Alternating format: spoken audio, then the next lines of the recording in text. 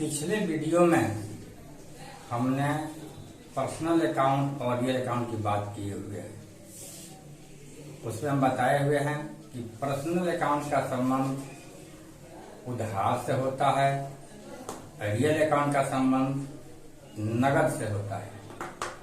अब रह गई बात कि कोई भी व्यवसायी किसी भी वस्तु को कहीं न कहीं से खरीद कर ला करके तब बेचता है, तो उसको ला करके बेचने में कुछ खर्च करना पड़ता है। जैसे पटना से छपरा में माल लाना है तो ट्रक का भाड़ा देना पड़ेगा।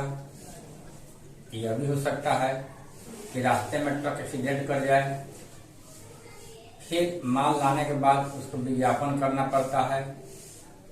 तो कहने का मतलब कि इसका संबंध जो है सेवा से होता है, जिसको हम लोग नॉमिनल अकाउंट के नाम से जानते हैं। यानी वैसा खर्च या वैसी हानियां जिसका रिटर्न प्राप्त नहीं होता है, या वैसा इनकम या वैसा लाभ जिसके बदले में कुछ देना नहीं पड़ता है। इस तरह के खर्च और हानि, लाभ एवं आमदनी को नॉमिनल अकाउंट कहा जाता है।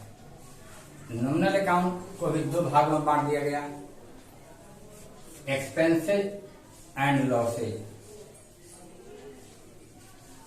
एक्सपेंसेज का मतलब होता है कि व्यवसाय के संचालन क्रिया में प्रतिदिन जो खर्च नगद या वस्तु के रूप में हुआ करता है उसको ऑपरेटिंग एक्सपेंसेज कहा जाता है।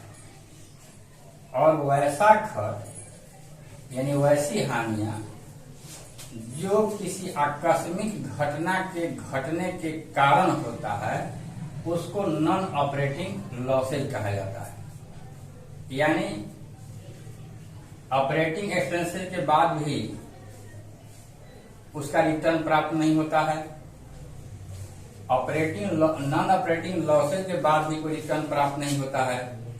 तो वैसा खर्च या वैसी हानियां जिसके बदले में कुछ प्राप्त नहीं होता है उसको नॉन ऑपरेटिंग, उसको नॉमिनल अकाउंट के अंतर्गत रखा जाता है।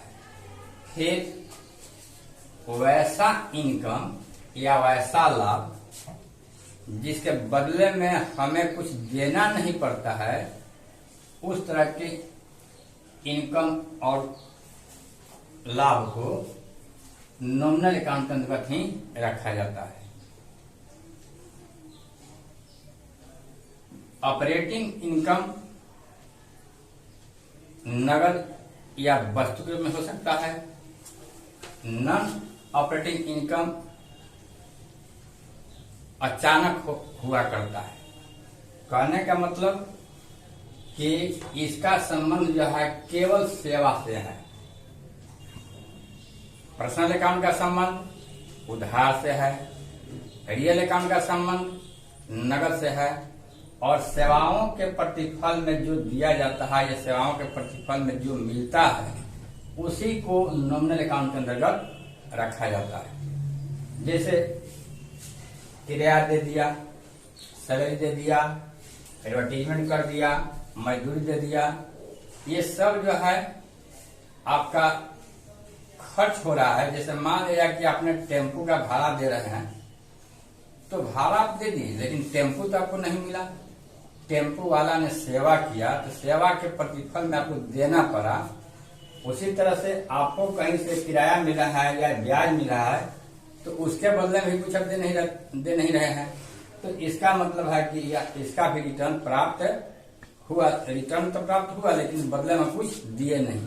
स्पष्ट दिखाई दे रहा है कि खर्च और हानि और लाभ एवं आमदनी से संबंधित जितने खाते होते हैं उसको नॉमिनल अकाउंट कहा जाता है। अब ये तीन account, personal account, real account और नॉमिनल अकाउंट, इस तीन अकाउंट की उत्पत्ति कैसे हुई?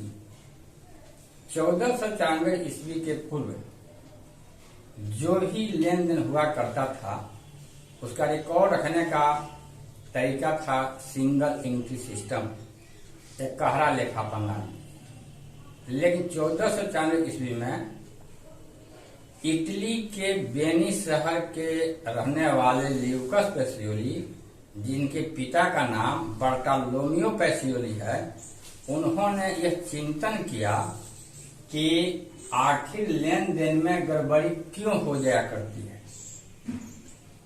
लेन देन सोचे हुए कल चिंतन किए कि एक तो उधार हो रहा है, एक नगद हो रहा है, फिर वस्तुओं को एक स्थान से दूसरे स्थान लाने ले जाने में खर्च भी हो रहा है।